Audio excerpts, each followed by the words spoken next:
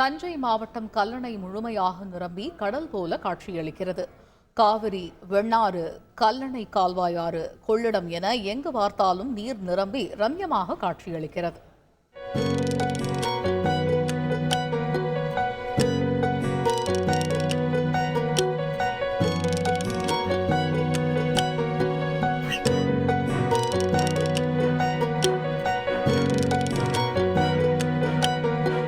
மேட்டூர் அணையில் இருந்து 2 நாட்களுக்கு முன்பு 1,80,000 கன அடி நீர் திறக்கப்பட்டு வந்த நிலையில் தற்பொழுது 67,000 கன அடியாக குறைக்கப்பட்டுள்ளது.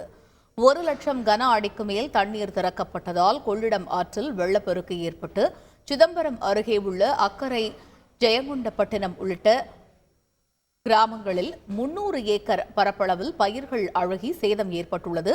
அக்கரை, ஜெயங்கொண்டப்பட்டினம் கிராமத்தில் வீடுகளை வெள்ள நீர் சூழ்ந்துள்ளது.